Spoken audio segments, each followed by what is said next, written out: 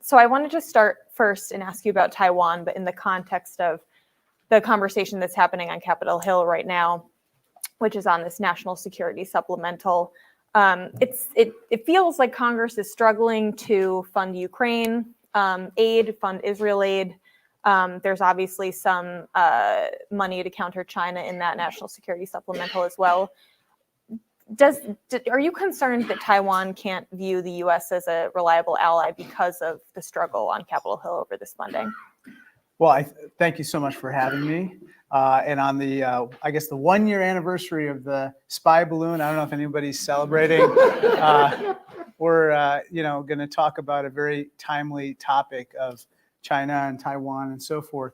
I think that with regard to the supplemental, I am concerned how our friends and partners and allies would view us if we don't pass this supplemental. But I'm also equally concerned how our potential adversaries would view us. And actually, in a hearing last week, Secretaries Pompeo and Panetta both testified that they believe that Xi Jinping in particular is paying very close attention to this particular supplemental package and would view it as a sign of weakness if we didn't pass this, making war over Taiwan more likely. And do you think that congressional gridlock like this risks pushing Taiwan into China's arms? No, not necessarily. I think there's a consensus within China, even among the three major political parties, that they want to maintain their autonomy, they want to maintain their democracy. But all that being said, it creates instability. And when you have instability, then you're not able to plan properly. And at this point, it's incredibly important that they and we plan together. How do we make sure that we deter aggression by the CCP? And how worried are you about the prospect of a Chinese invasion or something short of that, like a blockade of Taiwan in the next several years? I'm concerned. Xi Jinping has instructed the People's Liberation Army, the PLA, to be ready to successfully invade Taiwan and reunify, quote unquote, the two lands by 2027. And so we have to take that very seriously. And that's why we have to move very quickly to pass this supplemental, but also do other things to make sure Taiwan has what it needs under the Taiwan Relations Act to defend itself and to deter and discourage any kind of military incursion. Do you think that the administration is doing enough to prepare for those possibilities? Yes. I think the Biden administration has moved very expeditiously during its time to help porcupine Taiwan. But of course, we need to do more. And I'm pleased that through our committee, under Chairman Gallagher's leadership, on a bipartisan basis, we were able to make various recommendations that made their way into the National Defense Authorization Act, the NDAA, with regard to Taiwan and with regard to our military industrial base generally, in order to deter aggression. Now, I know there have been a few congressional trips to Taiwan recently last year, and I know that you were a member of the group that went with Speaker Pelosi. Little noticed. Do you have any plans to visit the island anytime soon? Yes, we plan to visit. We just have to kind of time the visit properly. As you know, a new president has been elected. And so I think it's only appropriate that we meet with the new president and we talk about, how do we move forward under his administration. And Bill Bishop, who I'm sure most, if not all of the people in this room read, recently actually suggested that Taiwan should have taken out a Super Bowl ad to make the case for why Americans should care about the island. What do you think of that and just the broader idea of, Taiwan needing to make its case more to the American public? Well, I think that here's what you see in the polling, okay? In the polling, the majority of American people believe that the Chinese Communist Party and the government of China are a potential threat. Also, a majority feel that there's a better than 50-50 chance that the US and China may go to war in the next 10 years. But the vast majority of Americans, Republicans, Democrats, Independents, want us to avert war. They want us to do everything in our power to tamp down the possibility of war. And to that, on that particular note, that means making sure that we deter aggression against Taiwan, because that's likely to be the biggest flashpoint between the two powers in the Indo-Pacific region. And I want to talk a little bit about the committee and just bipartisanship on China. The committee is really pretty bipartisan. There's a lot of agreement, not a lot of fighting about Joe Biden or Donald Trump. It's a lot of, deeper policy discussions. How do you achieve that in today's very polarized Washington? Well, I think a lot of credit goes to former Speaker McCarthy, as well as Leader Hakeem Jeffries, for kind of setting the tone very early in how the committee was supposed to operate.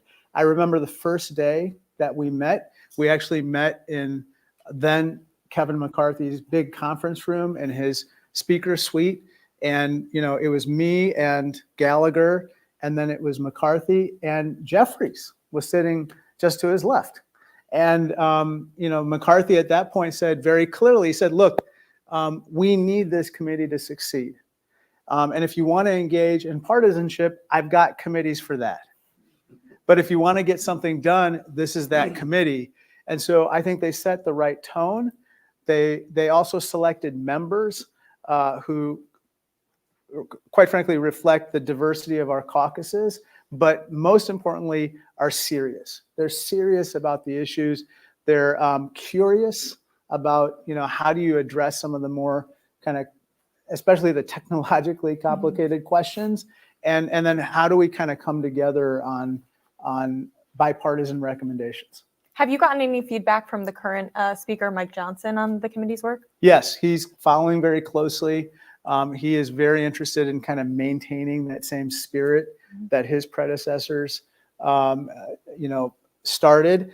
And I think that, we just have to continue throughout this Congress, because as you know, there's no shortage of work to do. Do you ever feel like there's too much consensus in Washington on China, that you don't have enough dissent? We have a lot of dissent on our committee. I think that what's very interesting is that it's not necessarily partisan in nature. We have people who are kind of lined up with each other, Republicans and Democrats lined up on a particular issue, who may not be comfortable with a certain trade recommendation or trade consensus that's emerging in Washington. Then we have others who are, lined up together with regard to TikTok or social media. And so in that way, I think that we have a lively debate that happens. It's not necessarily partisan, but it's lively. The last thing I'd say is there is a consensus on one thing, and that is we need to speak with one voice with regard to making sure that the U.S. wins the strategic competition against the CCP. On that particular issue, I think everybody is of one accord. I'm glad you mentioned TikTok, because I did want to ask about that. I noticed that it came up a couple of times at your hearing with Director Wray and other top intelligence officials last week. The committee has endorsed some kind of action on TikTok, a ban or a forced sale. What's the path forward for that in legislation? Do you see that potentially happening this year? Potentially. I think that what we've seen is that there's kind of an interesting coming together of people on both sides on this particular issue, especially after October 7th and the Hamas attacks in Israel. People are even more concerned about the manipulation of the algorithm on TikTok by ByteDance. They are also concerned about the fact that Forbes journalists have been surveilled using American user data by ByteDance. So these are Chinese-based employees, even after Project Texas was launched. We've also learned that the CCP actually inspected some of this data at ByteDance, again, after Project Texas was launched. And so given these issues, given what the CEO of TikTok said on Capitol Hill and how some of it doesn't seem to hold up, I think that there's increasing interest in this particular area. Do you worry at all about the potential political blowback, either from voters that use the platform, or that, just the ability to use the platform to connect with voters? Sure. I don't want to see a ban. I think that, TikTok, plays an important role for different businesses, especially small businesses. I know there are a lot of people who love the dance videos. Raise your hand if you're one of them. I see someone in the corner here. But the concern is this, which is that if it's owned by a company that's beholden to the CCP, then you have a new level of concern, even beyond the typical social media company. So what Chris Wray said in the hearing the other day is that, look, we all share the privacy concerns, and especially about our data with regard to Facebook, Instagram, X, you name the social media platform. We are deeply concerned about that. However, where you have a social media company owned by a company beholden to the CCP, then you have a new level of national security risk. And there, the Biden administration has been emphatic about the need to address it. And so I think as a committee, we have to listen to the administration. And you mentioned Project Texas, which is TikTok's arrangement for the inspection of their data through Oracle. Can you just explain why that isn't satisfactory to you? Well, just the other day in the Wall Street Journal, I think it was January 30th, the Wall Street Journal went through all the concerns of current employees of Project Texas, who were their sources, talking about how ByteDance employees routinely were changing the algorithm from China that they couldn't keep up with. B, the user data is still accessible to ByteDance employees in China. And so having a firewall that is so porous doesn't make any sense. And so, you've heard that saying, don't mess with Texas. Well, Project Texas is a mess. And that's something that now we've heard repeatedly from witnesses, and we're seeing in the media. We're seeing Forbes routinely put out these articles how their journalists are surveilled. That's a problem. I wanted to ask you about the investment control debate. The Biden administration's obviously moving forward with this executive order regulating outbound U.S. investments in China. Your committee endorsed expanding on that, but there is a debate in Congress, and actually that prevented provisions from getting attached to the NDAA. Where are lawmakers on this? Is there room for compromise here? Absolutely. So just so all of you know, the Biden administration put in place certain controls with regard to investments in quantum, AI, and semiconductors. And so what we have said is that's a good start, but we need to do more. And what we need to do is we need to look at not just private equity and venture capital, but also potentially passive investments. What we learned on, through our field hearing on Wall Street is that billions and billions of dollars in passive investments go into problematic entities that are involved not only in perpetrating human rights abuses, but also in building up the PLA's military modernization. Because of that, by the way, TSP, in which I'm invested, and most members of Congress and 2 million government employees, including active duty military, are invested, stopped investing in these problematic entities. And so that's good. The other thing is we have to look at some of the other sectors that could be problematic, including biotech. We just learned that BGI, the BGI group, operates very extensively in this country through various subsidiaries. And those subsidiaries are charged with potentially collecting data, again, to funnel back to China. And so we don't want to be investing in those types of companies in China or otherwise. So that's another area that we need to look at. Actually, next week, we're going to be in Boston for a field hearing on biotech, and I'm sure this topic is going to come up. Do you think that there will be some kind of legislation, though, just given some of the pushback that you've gotten from Patrick McHenry, for example? I think so.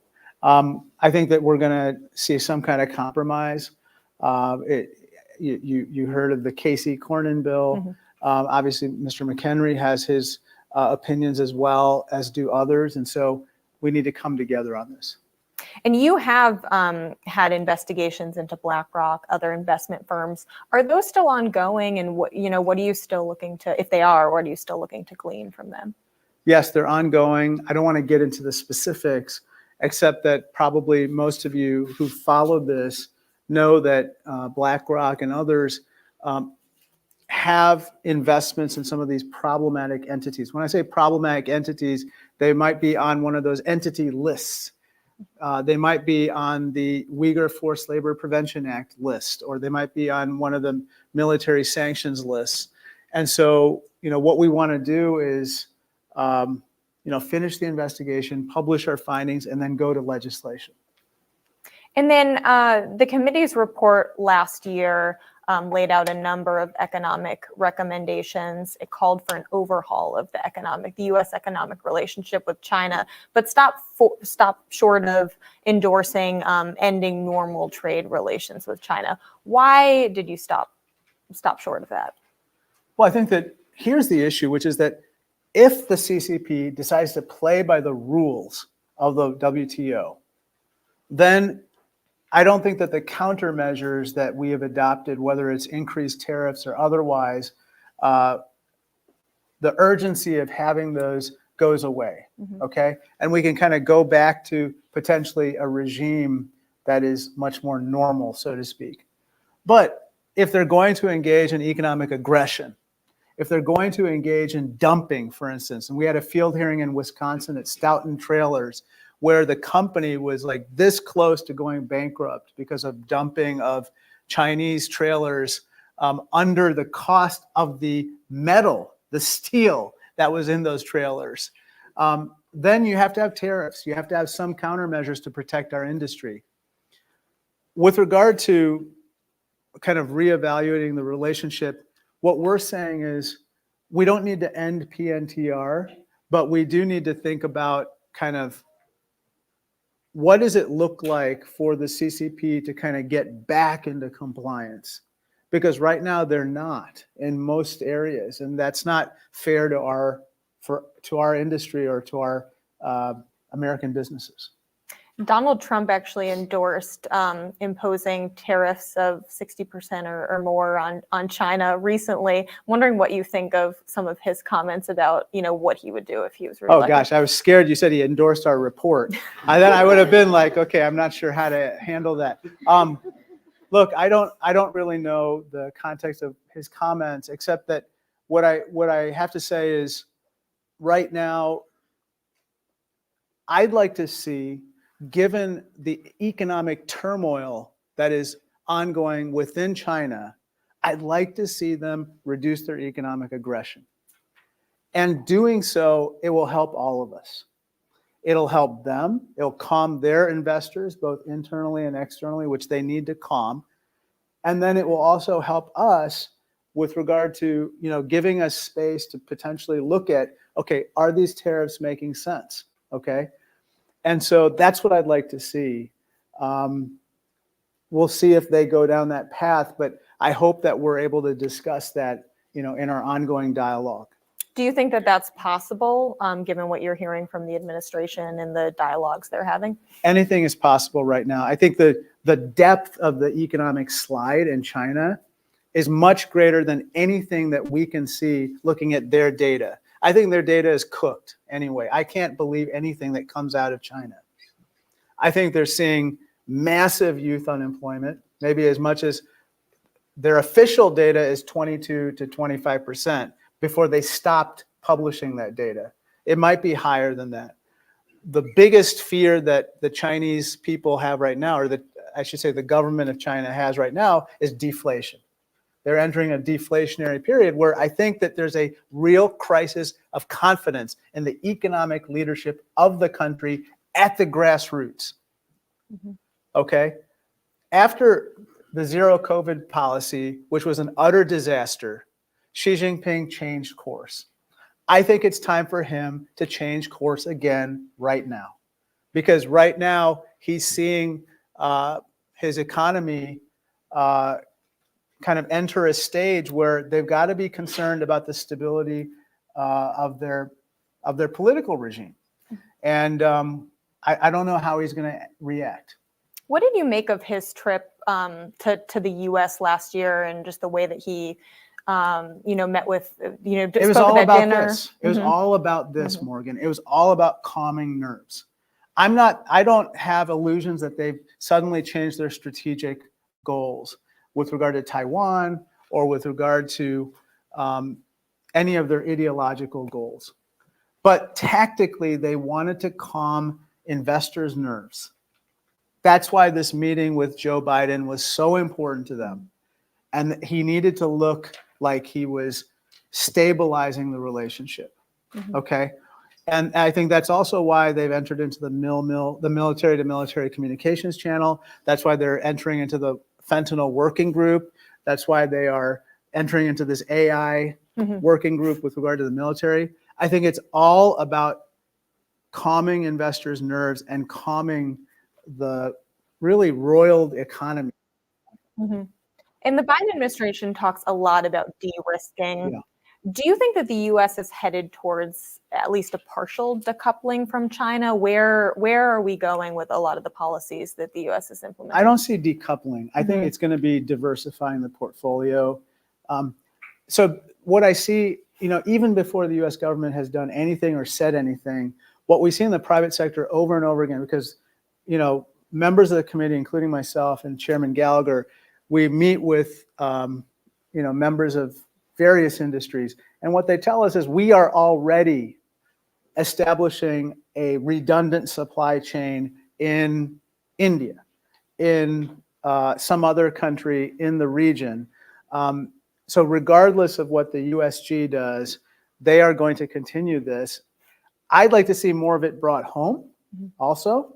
I like to see more of this redundancy develop in terms of manufacturing back in Schaumburg, Illinois, 8th District of Illinois, and other places. But the main point is that this is happening, and it's going to continue to happen.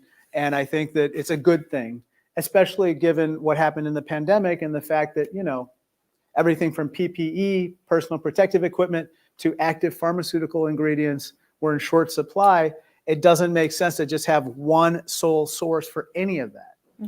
And speaking of that, one of the big sources of attention from the administration and from Congress is the CHIPS Act and bringing back the semiconductor production. There have been a couple of reports recently about TSMC and Intel delaying work on the plans or delaying the timelines. Are you worried at all by that, about the delays and when they'd actually be up and running? I'm always concerned. But the reason for some of these delays, there's various reasons. Some of them are very local, but some of it has to do with workforce issues. They just don't have the workforce necessary to stand up operations, not just at TSMC or Intel, or at some other company, but the ecosystem is also not standing up as quickly as they need. I am glad that the double taxation treaty is going to go into effect, hopefully, with Taiwan as a consequence of what we passed in the House. Hopefully the Senate takes it up in short order. But I think stuff like that will really help to expedite. But this workforce issue, we can talk about later, is a huge kind of rate determining step for how quickly they can establish their operations. And the Financial Times reported recently that the committee wanted to have chip CEOs from, I think, Intel and some other companies testify. Just curious if that's something we can expect to see and what you're what you're looking for out of a hearing like that. So I think that the structure and format of the hearing are it's in flux a little bit. We're trying to figure that out. I think what we want to learn is how are things going in terms of the competition between the U.S. and the CCP with regard to chip manufacturing. As you know, the Chinese have invested maybe tens, maybe hundreds of billions of dollars in standing up their own semiconductor companies. They've been successful with regard to, I guess, legacy chips.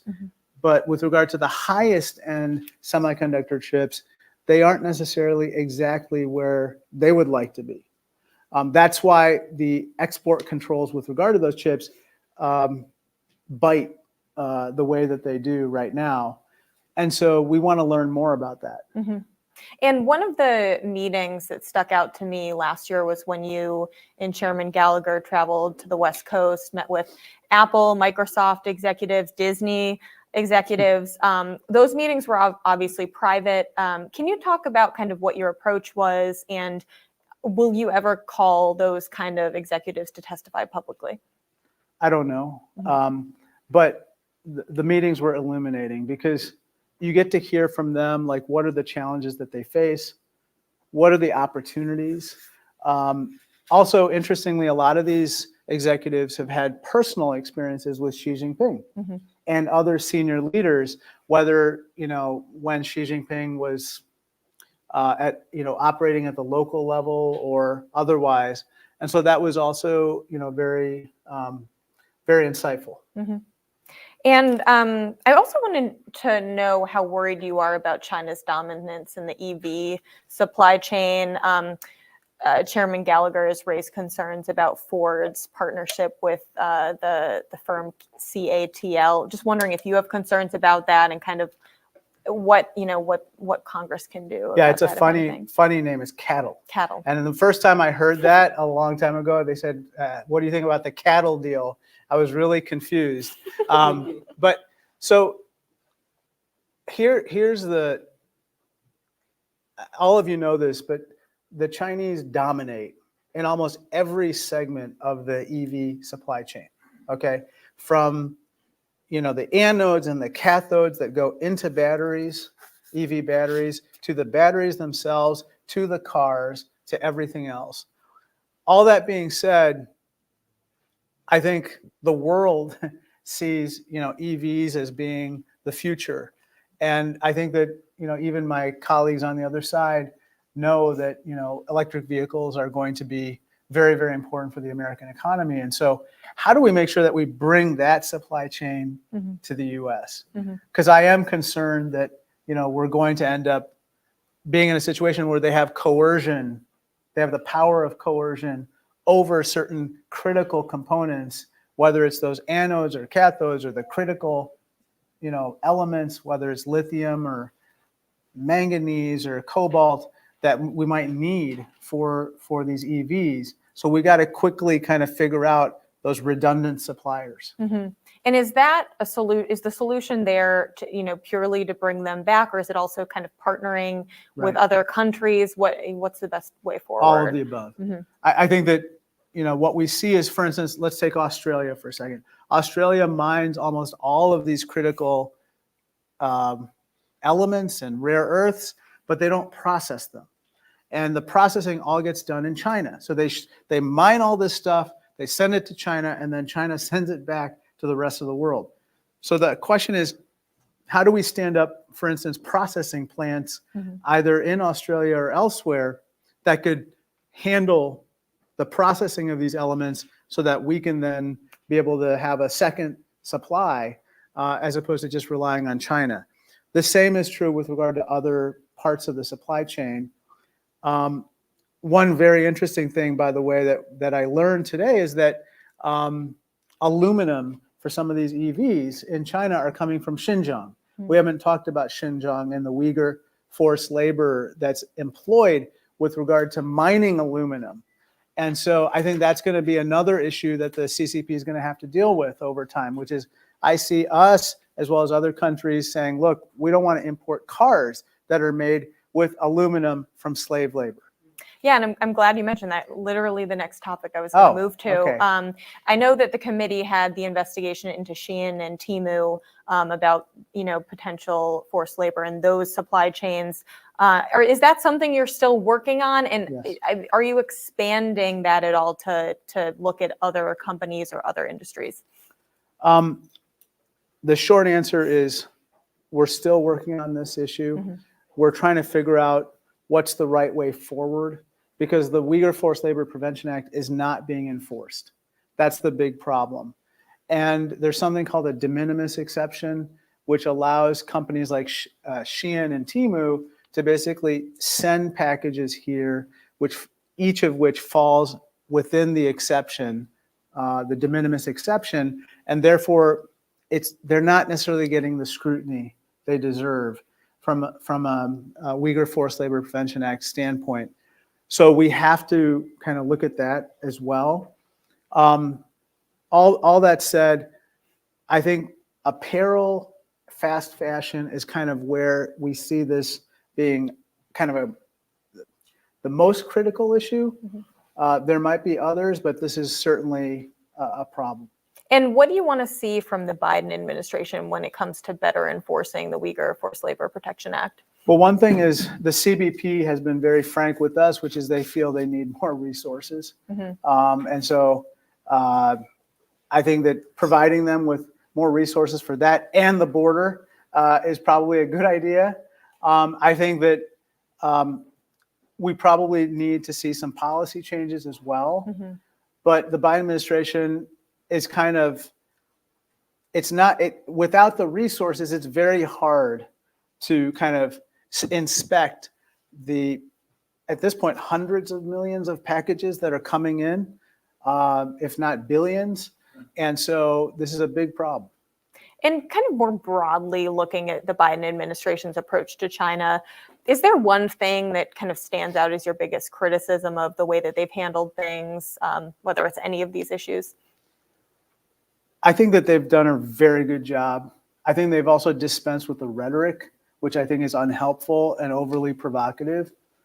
I think they are, at this point, I think what we are saying as a committee is, let's do more. We need to do more.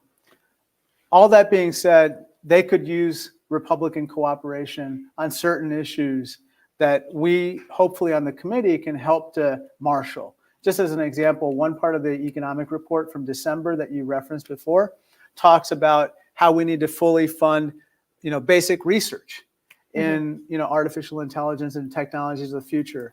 We need to fix our high-skilled legal immigration system, which is really holding back our workforce expansion and our efforts, even in the defense industrial base, to deter aggression from China.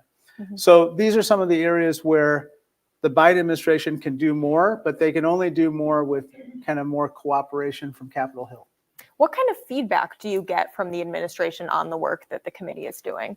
It's positive. I think that they, have been working with us in a lot of ways. They've been providing witnesses. They talk to us in a classified and unclassified setting, sometimes in an informal briefing basis, but overall very positive. And I did want to ask you about these artificial intelligence talks that they're moving forward with. It's really unclear exactly what they're going to entail, but the administration obviously wants to set some guardrails around AI.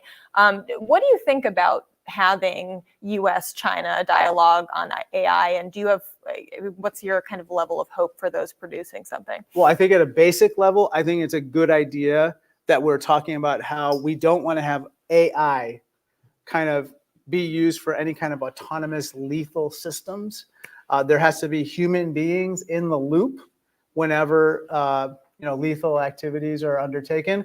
I mean, worst case scenario obviously is the doomsday nuclear situation where AI is utilized and not human beings, right? That's just a start. Let's just agree that we will not allow human beings to go extinct.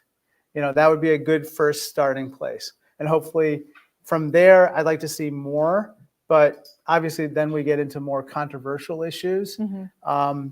But as a starting point, I'd like to see that be kind of established.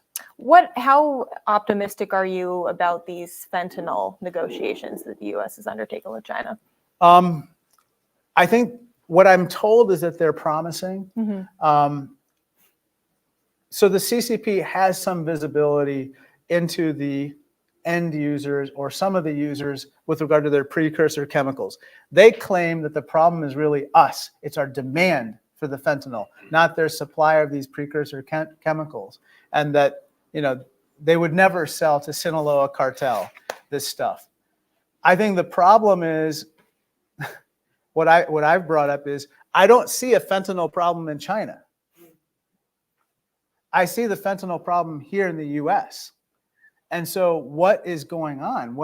How is it that these precursor chemicals don't make their way into pressed pills and a fentanyl epidemic there. I think it's because of good law enforcement. Mm-hmm. All we're asking for is the same type of law enforcement treatment for us that you do for them. Mm-hmm. Mm-hmm. And I wanted to ask you about election interference too, because I knew this came up at the hearing last week. China, according to CNN, Xi Jinping told Biden that China wouldn't interfere in the 2024 election. And we believe it him. It was reiterated recently during a conversation that Jake Sullivan had with his Chinese counterpart. How worried are you about that? And have you seen any indication that they're already kind of trying to do something? Well, in this, we had this hearing about, it's called discourse war, discourse power. That's the CCP's fancy way of describing propaganda warfare.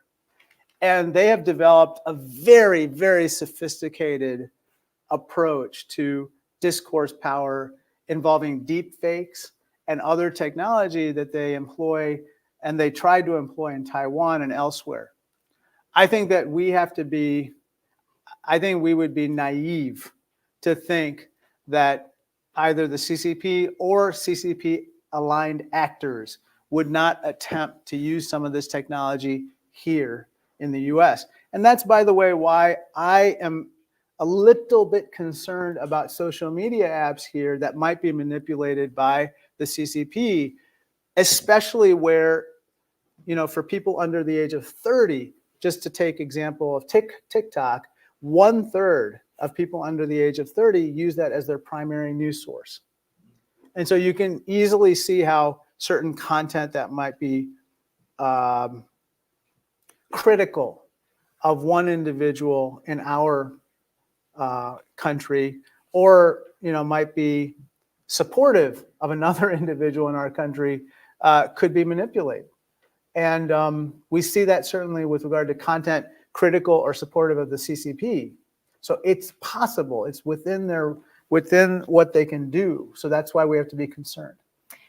If China were to try to interfere, do you think it would be more about propping up one candidate versus another, or is it more about kind of sowing discord like we've seen from some of these other influence operations? Well, when the Russians interfered in our social media or in our elections in 2016, that's kind of what they were doing, at the least.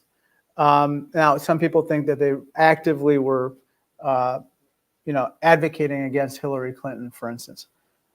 I don't know what form it could be this time. It could be all of the above. In any case, we have to be super vigilant. The Taiwanese were kind of a model for monitoring, what social media interference from the CCP, and they were very good at exposing disinformation. The Ukrainians are very good at this today with regard to the Russians. I think we can learn lessons from them with regard to, potential political interference or worse, cyber attacks. And we have about 10 minutes left. I wanted to see if we wanted to open it up for questions. One in the back here. And just say your name and your affiliation. Of course. Thank you very much, Congressman Krishnamoorthi. Thank you for being here. My name is Arjun Singh. I'm with the Daily Caller News Foundation. And I wanted to ask you about reporting that we've seen over the past year about Chinese Communist Party related entities such as the United Front trying to target US elected officials as part of their influence operations. Some names have come up: Judy Chu, Grace Meng, Eric Swalwell, your colleagues in the House. And when we look at those reports, we see that there's a trend of lots of Democratic politicians being targeted, but not so much Republicans. And I'm curious as to why you think that's the case. Is it maybe because the CCP thinks that Democrats are more willing to engage with China than Republicans? I think actually United Front goes after everybody, and they're not necessarily targeting any one individual party. The place where you see United Front activities kind of at very viscerally is at the most local level where they're nonpartisan. What I'm talking about is city council, mayors. In most places, they are nonpartisan offices. At least in Illinois, they are. And you're seeing united front activities in terms of, you know, let's give you a free swing set for your playground here. Or let's, you know, kind of cozy up to this other individual whom they see as rising within the politics of the state or the local area. Overall, United Front is this very shadowy set of actors. And I think everybody needs to be vigilant about them. But let me just make this very clear. United Front should not be confused with Chinese American organizations or not-for-profits, many of whom, you know, most of whom, the vast majority, do wonderful work, certainly in Illinois and elsewhere. And we can't go down the road of, you know, saying everybody who's Chinese American is United Front or anything like that.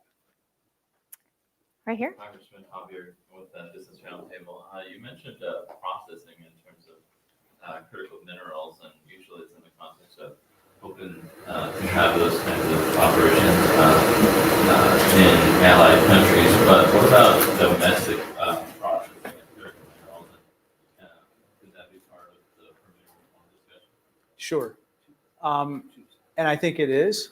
And I think that there's a question of, you know, what does that really look like, and whether there should be any support for that as well. Right here. In 1971, I'm Roger Cochetti. I'm an editorial contributor on technology policy for the Hill newspaper.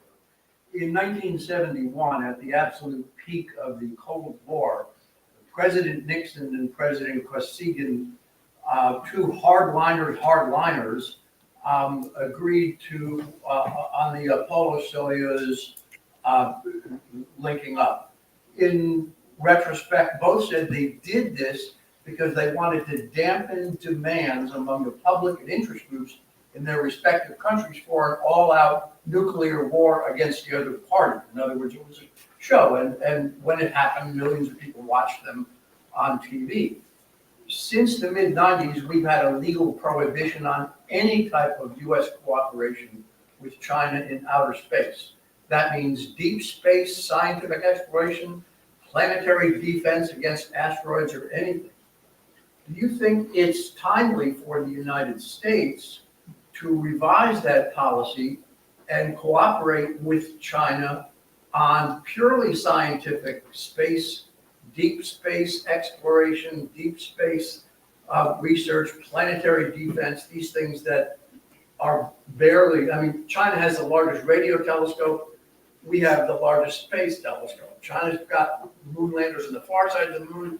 We've never been able to do that. We're hardly going to show them something they can't do. Their space station will probably outlive ours, and they'll probably beat us to the moon on this current race. So the argument in the 90s that they're going to learn everything from us, and so is it time to revise the American standing policy of absolutely no cooperation with China in deep space scientific? It's interesting you bring that up. I think it's worth considering. Certainly at the basic science level, if not more. I am mindful that there are concerns from various parties about what this cooperation could mean, but I think it's worth looking at. I think we should look at all of that. I think we have time for one more right here. Hi, my name is Angela Golera with Altria. I want to thank you so much for the letter you wrote about Chinese babes. They're here illegally, and they're not authorized by the FDA, and we need more support from CBP. So your letter and awareness is very important. Okay, thank you. I approve that message. One more question. Right in the middle here. Hi, I'm Michael with Library. I have a question about workforce development and talent acquisition. You mentioned, at least with CHIPS Act, that the companies are finding it difficult to find people to work for them. What do you think about retaining more students here in the States, especially Chinese students who want to come to the U.S. and work, especially after college, so out into China? Yeah, I think we have to look at that. Obviously, there are concerns about vetting and all that stuff, and we should do whatever it takes to assure ourselves that there are no security concerns. But I think we want to fix that part of our legal immigration system because we're training all these people here. Why would we send them back to then compete with us? And so this makes a lot of sense. Congressman Krishnamoorthi, thank Thank you you. so much. Thank you, everyone, for being here. This is Thank wonderful. you. Thank you, everybody. Thank you. Thank you. Thank you. All right. Thank you. That was Thank you. Thank you. covered all the bases too. I know, you got a lot of questions in, huh? Yeah.